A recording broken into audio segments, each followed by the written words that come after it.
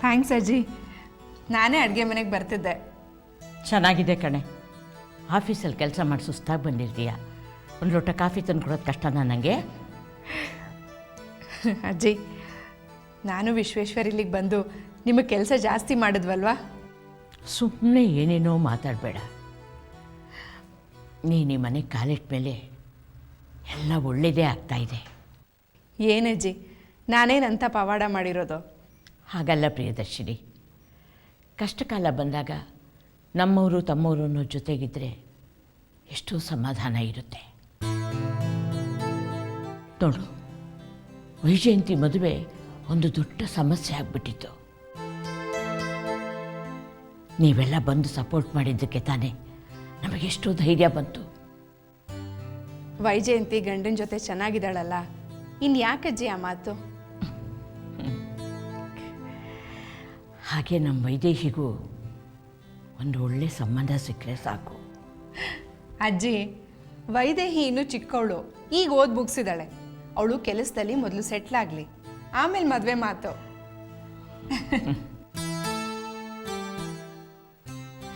ಹುಡುಗಿರು ಅಂದರೆ ಏನು ಅಂದ್ಕೊಂಡಿದ್ದಾರೆ ಅಷ್ಟು ಚೀಪಾಗಿ ಬಿಹೇವ್ ಮಾಡೋದಕ್ಕೆ?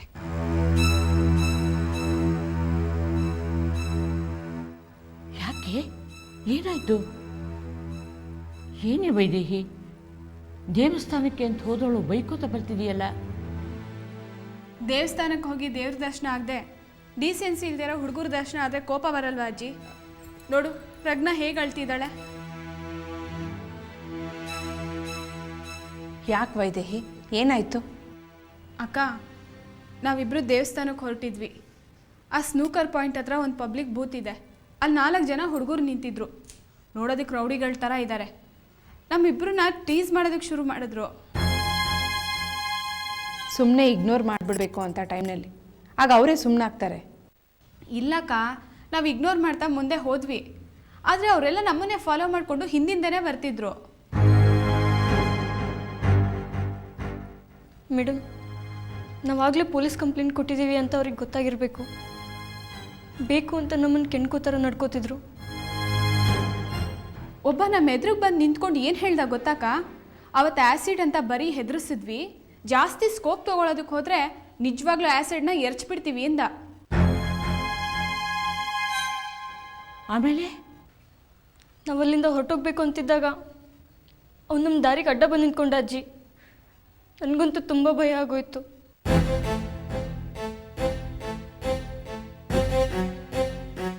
ಇವ್ರು ಸ್ವಲ್ಪ ಸಾಫ್ಟ್ ಅಕ್ಕ, ಅಷ್ಟಕ್ಕೆ ಭಯ ಪಡ್ಕೊಂಡು ಅಳೋದಕ್ಕೆ ಶುರು ಮಾಡಿಬಿಟ್ಲು. ಇಷ್ಟೆಲ್ಲ ನಡೀತಾ ಇದ್ರು ಯಾರು ನಿಮ್ಮ ಸಹಾಯಕ್ಕೆ ಬರಲಿಲ್ವಾ? ಜನ ಎಲ್ಲ ಓಡಾಡ್ತಾನೆ ಇದ್ರು. ಆ ಹುಡುಗರಿಂದ ನಮಗೆ ತೊಂದರೆ ಆಗ್ತಾ ಇದೆ ಅಂತ ಅವ್ರಿಗೆಲ್ಲ ಗೊತ್ತಿತ್ತು. ಹಾಡು ಹಗಲಿನಲ್ಲೇ ಕೊಲೆ ಮಾಡಿದ್ರು ಯಾರೂ ಕೇಳೋದಿಲ್ಲ ಈಗ. ಅಷ್ಟು ಜೀವ ಭಯ ಜನರಿಗೆ ಅಲ್ವೇ? ನಾನು ನಿನಗೆ ಎಷ್ಟು ಸಲ ಹೇಳಿಲ್ಲ ಅಂಥಲ್ಲೆಲ್ಲ ಹೋಗಬೇಡ ಅಂತ.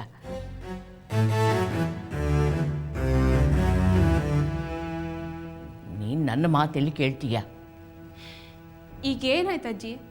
ನಾವು ಯಾವ ತೊಂದರೆಗೂ ಸಿಕ್ಕಾಕೊಳ್ದೆ ವಾಪಸ್ ಬಂದ್ವಲ್ಲ. ನನಗೇನನ್ಸುತ್ತೆ ಗೊತ್ತಾ ವೈದೇಹಿ, ಆ ಪಬ್ ಓನರು ನಿಮಗೆ ಹೆದರ್ಸೋದಕ್ಕೆ ಅಂತಾನೆ ಆ ಹುಡುಗರನ್ನ ಕಳಿಸಿದ್ನೇನು. ನಿಮಗೆ ತೊಂದರೆ ಕೊಡೋದಕ್ಕಿಂತಲೂ ನಿಮ್ಮನ್ನು ಥ್ರೆಟನ್ ಮಾಡೋದೇ ಅವನ ಉದ್ದೇಶ ಆಗಿತ್ತು ಅನ್ಸತ್ತೆ. ಅಲ್ಲ, ನೀವು ಪೊಲೀಸ್ ಕಂಪ್ಲೇಂಟ್ ಕೊಟ್ಟ ಮೇಲೆ ಅವ್ರು ಹೀಗೆಲ್ಲ ಆಡ್ತಿದ್ದಾರಾ?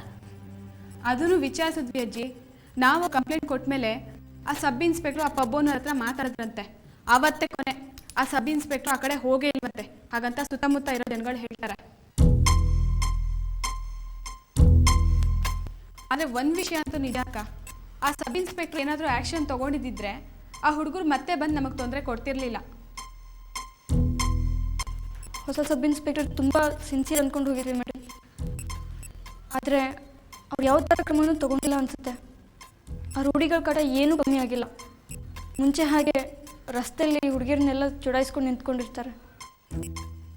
ವಿಷಯ ಪೂರ್ತಿ ತಿಳ್ಕೊಳ್ದೆ ಯಾವುದೇ ಕನ್ಕ್ಲೂಷನ್ ಬರೋದು ತಪ್ಪು ಪ್ರಜ್ಞಾ. ನಾವೀಗ ಸ್ಟೇಷನ್ದಾನೆ ಬರ್ತಾ ಇರೋದಕ್ಕ. ಹೌದಾ? ಸಬ್ ಇನ್ಸ್ಪೆಕ್ಟರ್ ಏನು ಹೇಳಿದ್ರು? ಅವರು ರೌಂಡ್ಸ್ ಮೇಲೆ ಹೋಗಿದ್ರು ಅಕ್ಕ. ಅಲ್ಲಿ ಗಣಪತಿ ಅಂತ ಒಬ್ರು ಪಿ ಸಿ ಇದ್ದಾರೆ, ತುಂಬ ಒಳ್ಳೆಯವರು. ಸಬ್ ಇನ್ಸ್ಪೆಕ್ಟರ್ ಬಂದಮೇಲೆ ಹೇಳ್ತೀವಿ, ನೀವು ಹೊರಡಿ ಅಂತ ಹೇಳಿದ್ರು.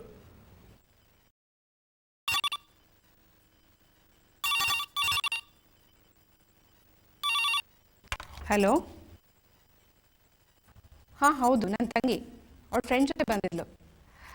ನನ್ನ ಹೆಸರು ಪ್ರಿಯದರ್ಶಿನಿ ಅಂತ.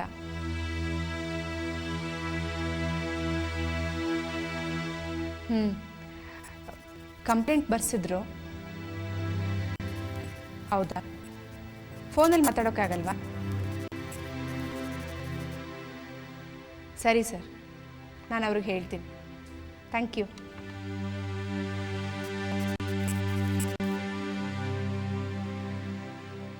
ಸಬ್ ಇನ್ಸ್ಪೆಕ್ಟರ್ ಫೋನ್ ಮಾಡಿದ್ರು. ಯಾಕೆ, ಏನಂತೆ? ಈ ವಿಷಯದ ಬಗ್ಗೆ ಅವರು ನಿಧಾನವಾಗಿ ಮಾತಾಡಬೇಕಂತೆ. ಸ್ಟೇಷನ್ಗೆ ಹೋಗಿ ಅವ್ರನ್ನ ಮೀಟ್ ಮಾಡಿ. ನೀವಲ್ಲಿಗೆ ಹೋಗಿದ್ದಕ್ಕೆ ವಾಪಸ್ ಫೋನ್ ಮಾಡುವಷ್ಟು ಸೌಜನ್ಯತೆ ತೋರಿಸಿದ್ದಾರೆ.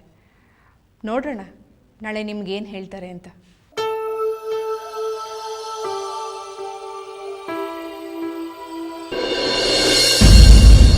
ನಮಸ್ಕಾರ ಸರ್. ನಮಸ್ಕಾರ, ಕೂತ್ಕೊಳ್ಳಿ.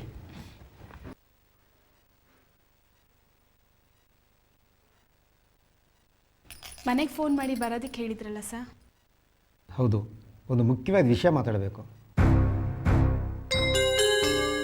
ನೀವು ಕಂಪ್ಲೇಂಟ್ ಕೊಟ್ಟ ಮೇಲೆ ನಾನು ಕ್ಲಬ್ ಹತ್ರ ಹೋಗಿದ್ದೆ. ನೀವು ಹೇಳೋ ಹಾಗೆ ಪಬ್ಲಿಕ್ ನ್ಯೂಸೆನ್ಸ್ ಆಗಿದೆ ಅಲ್ಲಿ. ಅಷ್ಟೇ ಅಲ್ಲ, ಅವರು ಕಾರ್ಪೊರೇಷನ್ ಜಾಗನ ಎನ್ಕ್ಲೋಸ್ ಮಾಡಿಕೊಂಡು 8 ಬಿಲ್ಡಿಂಗ್ನ ಕಟ್ಟಿದ್ದಾರೆ. ಟ್ರಾಫಿಕ್ ವಿಷನ್ ಕಡಿಮೆ ಆಗಿದೆ. ಅದರಿಂದ ಆಕ್ಸಿಡೆಂಟ್ ಆಗೋ ಸಾಧ್ಯತೆಗಳು ಜಾಸ್ತಿ ಆಗುತ್ತೆ.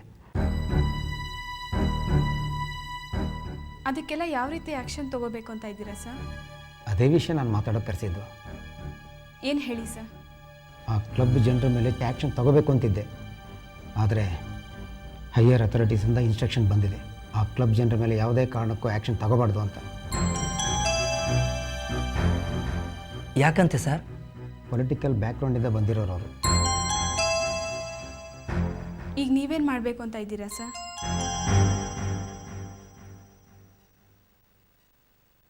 ಕಾನೂನಿನ ಪ್ರಕಾರ ಪಬ್ಲಿಕ್ ನ್ಯೂಸೆನ್ಸ್ನ ಕ್ರಿಯೇಟ್ ಮಾಡೋದು ಅಪರಾಧ. ಅದಕ್ಕೆ ನಾವು ಆ್ಯಕ್ಷನ್ ತಗೋಬೇಕು ನಿಜ. ಆದರೆ ನನ್ನ ಸರ್ವೀಸಲ್ಲಿ ಪಬ್ಲಿಕ್ ಕಂಪ್ಲೇಂಟ್ನ ಯಾವತ್ತೂ ನೆಗ್ಲೆಕ್ಟ್ ಮಾಡಿಲ್ಲ. ಆದರೆ ಈ ಕೇಸಲ್ಲಿ ಅನಿವಾರ್ಯ ಆಗಿದೆ. ನೀವು ತುಂಬ ಸಿನ್ಸಿಯರ್ ಅಂತ ಕೇಳಿದ್ದೀನಿ. ನೀವೇ ಹೀಗೆ ಅಂದ್ಬಿಟ್ರೆ ಹೇಗೆ ಸರ್? ಸಾರಿ ಮೇಡಮ್, ನನ್ನ ಪರಿಸ್ಥಿತಿನೂ ಸ್ವಲ್ಪ ಅರ್ಥ ಮಾಡ್ಕೊಳ್ಳಿ. ಹೈಯರ್ ಅಥಾರಿಟೀಸ್ ಆರ್ಡರ್ನ ಮೀರೋ ಆಗಿಲ್ಲ.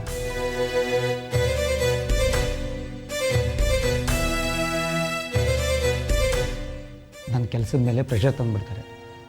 ನನಗೆ ಹೆಂಡತಿ ಮಕ್ಕಳಿದ್ದಾರೆ. ನನ್ನನ್ನೇ ನಂಬ್ಕೊಂಡಿರೋ ವಯಸ್ಸಾದ ತಂದೆ ತಾಯಿ ಇದ್ದಾರೆ. ಅವರಿಗೆ ನನ್ನ ಸಂಬಳನೇ ಆಧಾರ. ಇಷ್ಟು ವರ್ಷ ನಾನು ಸಿನ್ಸಿಯರಾಗಿ ಕೆಲಸ ಮಾಡ್ಕೊಂಬಂದೆ. ಆದರೆ ಈ ವಿಷಯದಲ್ಲಿ ನಾನೇನು ಕ್ರಮ ತಗೊಳ್ಳೋಕ್ಕಾಗಲ್ವಲ್ಲ ಅಂತ ನನಗೆ ಬೇಜಾರಾಗ್ತಿದೆ.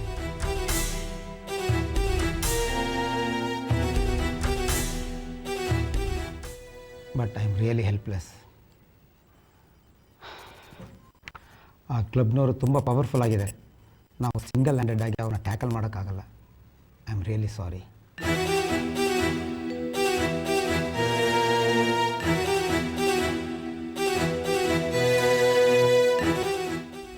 ಬಿಡಿ ಸರ್, ಪರವಾಗಿಲ್ಲ, ನಮ್ಗೆ ಅರ್ಥ ಆಗ್ತಿದೆ.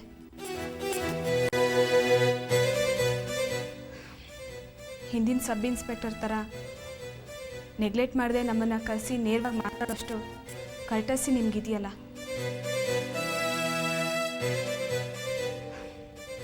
ನೀವೆಂಥ ಅಸಹಾಯಕ ಪರಿಸ್ಥಿತಿಲಿ ಸಿಕ್ಕಾಕೊಂಡು ಈ ಮಾತು ಹೇಳ್ತಿದ್ದೀರಾ ಅಂತ ನಮ್ಗೆ ಅರ್ಥ ಆಗುತ್ತೆ.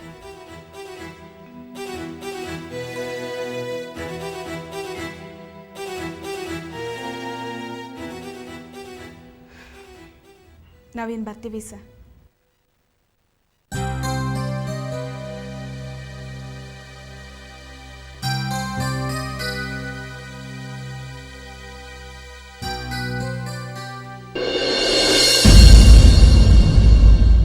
ವಿದ್ಯಾ, good morning. Very good morning.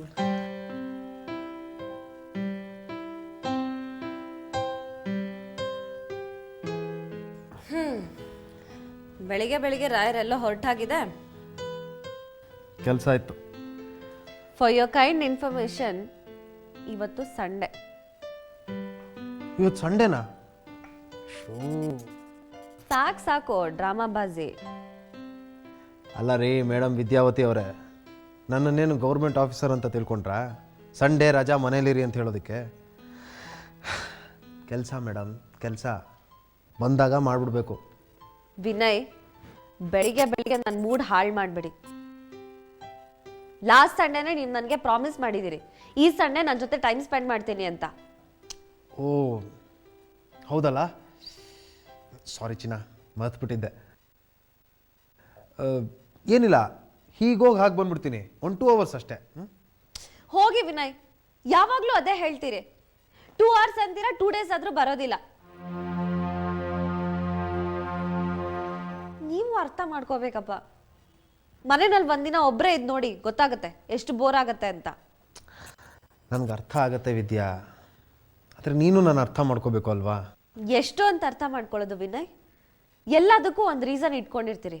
ನಾನೇ ನಿಮ್ಮನ್ನ ಯಾವಾಗಲೂ ಪೀಡಿಸ್ತೀನ? ಯಾವತ್ತೋ ಒಂದು ಸಂಡೇ ಹೆಂಡತಿ ಜೊತೆ ಟೈಮ್ ಸ್ಪೆಂಡ್ ಮಾಡಕ್ ಆಗದೆ ಇದ್ಮೇಲೆ ಯಾಕೆ ಬೇಕಂತ ಹಾಳು ಕೆಲಸ? ವಿದ್ಯಾ, ನನ್ನ ಕೆಲಸದ ಬಗ್ಗೆ ಹೀಗೆಲ್ಲ ಚೀಪಾಗಿ ಮಾತಾಡ್ಬೇಡ ನೀನು. ಸಾಕು, ಸುಮ್ಮನೆ ಇರಿ. ಯಾವಾಗ ನೋಡಿದ್ರು ಕೆಲಸ ಕೆಲಸ ಕೆಲಸ. ನನ್ನ ಪೇಷನ್ಸ್ಗೂ ಒಂದು ಲಿಮಿಟ್ ಅಂತ ಇರುತ್ತಲ್ವಾ? ಮಾತಾಡಬಾರ್ದು ಅಂತ ಎಷ್ಟೋ ಸರ್ತಿ ಸುಮ್ಮನೆ ಇರ್ತೀನಿ. ಅಲ್ಲ, ಯಾವಾಗಲೂ ಇದೇ ಗೋಳಾದ್ರೆ ಹೇಗೆ? ನಾನೊಬ್ಳು ಮನೆಯಲ್ಲಿ ಇದೀನಿ ಅನ್ನೋದೇ ಮರ್ತು ಹೋಗಿದ್ದೀರಿ ನೀವು. ಏನೇ ಹೀಗೆ ಮಾತಾಡ್ತಾ ಇದೆಯಾ? ನಾನೇನು ಬೇಕು ಅಂತ ಇದನ್ನೆಲ್ಲ ಮಾಡ್ತೀನ ಹೇಳು?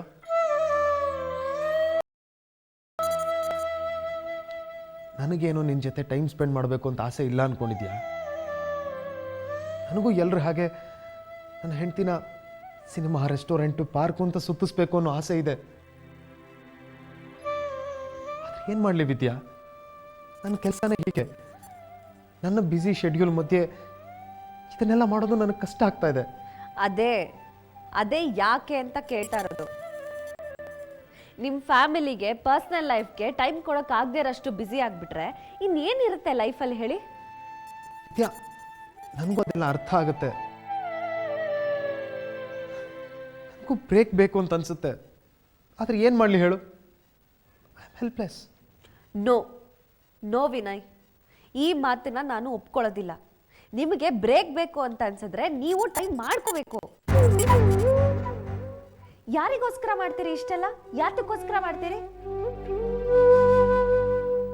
ನೋಡಿ, ಲೈಫಲ್ಲಿ ಈ ಥರದ ಸಣ್ಣ ಸಣ್ಣ ಖುಷಿನೇ ಹೆಚ್ಚು ಸಂತೋಷ ಕೊಡೋದು. ನಾವೀಗ ನಮ್ಗಾಗಿ ಟೈಮ್ ನಮಗೋಸ್ಕರ ಕಾಯೋದಿಲ್ಲ, ಹೋಗ್ತಾ ಇರತ್ತೆ. ಈ ವಯಸ್ಸಲ್ಲದೆ ಇನ್ಯಾವ ವಯಸ್ಸಲ್ಲಿ ಎಂಜಾಯ್ ಮಾಡಕ್ಕಾಗುತ್ತೆ ಹೇಳಿ? ವಿದ್ಯಾ, ನೀನು ಮಾತಾಡ್ತಾ ಇರೋದು ನೋಡಿದ್ರೆ ನಾನು ನಿನ್ನನ್ನು ಎಲ್ಲಿಗೂ ಕರ್ಕೊಂಡು ಹೋಗೇ ಇಲ್ಲ. ಮದುವೆ ಆದಾಗಿಂದ ನಿನ್ನ ಜೊತೆ ಟೈಮೇ ಸ್ಪೆಂಡ್ ಮಾಡಿಲ್ಲ ಅನ್ನೋ ಥರ ಇದೆ. ಏನ್ ಮಾಡಿದಿರಿ ವಿನಯ್ ನೀವು? 5 ತಿಂಗಳಿಗೋ 6 ತಿಂಗಳಿಗೋ ಒಂದ್ಸರ್ತಿ ಹೊರಗಡೆ ಕರ್ಕೊಂಡು ಹೋಗೋದು, ಅದನ್ನ ವರ್ಷ ಪೂರ್ತಿ ಹೇಳ್ತಾ ಇರೋದು. ಹಬ್ಬ ಅಂತಂದ್ರೆ ತಿಂಗಳಲ್ಲಿ 1 ದಿನನೂ ಮನೇಲಿ ಇರೋದಿಲ್ಲ. ಮನೇಲಿದ್ರೆ ಆ ಹಾಳಾದ ಲ್ಯಾಪ್ಟಾಪ್ ಇಟ್ಕೊಂಡು ಕೂತ್ಕೊಂಡಿರ್ತೀರಿ. ನಾನೇನ್ ಮಾಡ್ಲಿ? ನನ್ಗೂ ಒಂದು ಚೇಂಜ್ ಬೇಕು ಅಂತ ಅನ್ಸೋದಿಲ್ವಾ? ಇದನ್ನೆಲ್ಲ ನನ್ನನ್ನು ಮದುವೆ ಆಗೋಕ್ಕೆ ಮುಂಚೆನೇ ಯೋಚನೆ ಮಾಡಬೇಕಾಗಿತ್ತು.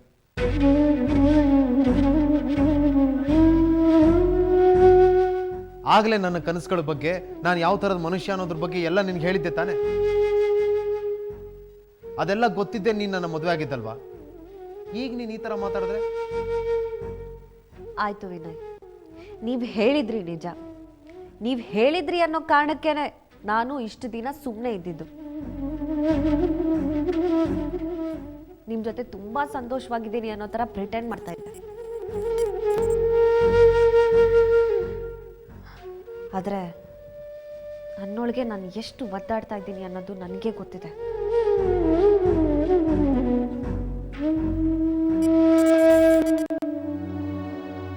ಇಷ್ಟು ದಿನ ಹೇಗೋ ಕಳೆದೋಯ್ತು. ನಾನು ನಿಮ್ಮನ್ನ ಡಿಸ್ಟರ್ಬ್ ಮಾಡ್ತಾ ಇರಲಿಲ್ಲ. ಆದರೆ ನನ್ನ ತಾಯಿ ಆಗ್ತಾ ಇದ್ದೀನಿ ಅಂತ ಗೊತ್ತಾದಾಗ್ಲಿಂದ ನಿಮ್ಮ ಹತ್ರ ಜಾಸ್ತಿ ಮಾತಾಡಬೇಕು ಅನ್ಸುತ್ತೆ. ನಿಮ್ಮ ಜೊತೆ ಜಾಸ್ತಿ ಟೈಮ್ ಸ್ಪೆಂಡ್ ಮಾಡಬೇಕು ಅಂತ ಅನ್ಸುತ್ತೆ. ಎಷ್ಟೋ ಸರ್ತಿ ಒಬ್ಳೇ ಇದ್ದಾಗ ನಿಮ್ಮನ್ನ ಮಿಸ್ ಮಾಡ್ಕೊಳ್ತಾ ಅತ್ತೆ ಬಿಟ್ಟಿದ್ದೀನಿ. ನನಗೂ ನಿಮ್ಮನ್ನ ಬಿಟ್ಟರೆ ಬೇರೆ ಯಾರಿದ್ದಾರೆ ಹೇಳಿ?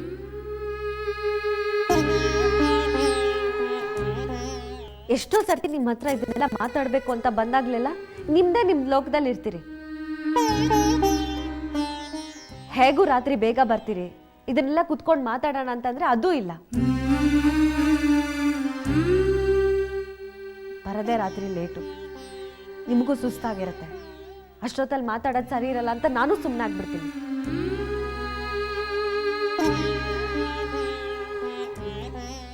ಹೀಗೆ ಎಲ್ಲದಕ್ಕೂ ಅಡ್ಜಸ್ಟ್ ಆಗೋಗ್ಬಿಟ್ಟಿದೆ.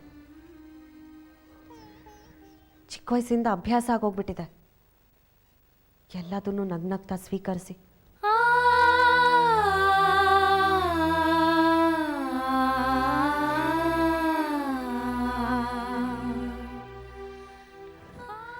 ಸಾರಿ ವಿನಯ್, ನಿಮ್ಮ ಹತ್ರ ನನ್ನ ಮನಸ್ಸಲ್ಲಿರೋದನ್ನೆಲ್ಲ ಹೇಳ್ಕೊಂಡು ನಿಮಗೆ ಬೋರ್ ಹೊಡಿಸ್ಬಿಟ್ಟೆ. ಸಾರಿ. ಅವರೆಕಾಳು ಉಪ್ಪಿಟ್ಟು ಮಾಡಿದ್ದೀನಿ, ತಿನ್ಕೊಂಡು ಹೋಗಿ. ಓಕೆ?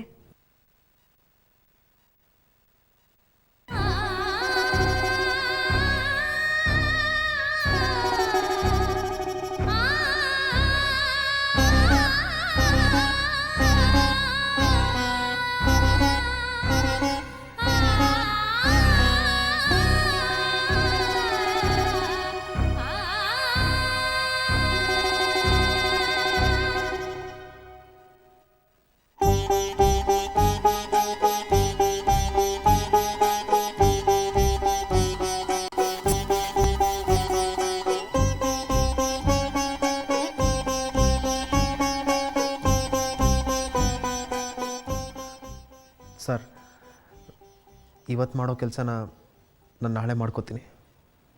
Sorry sir.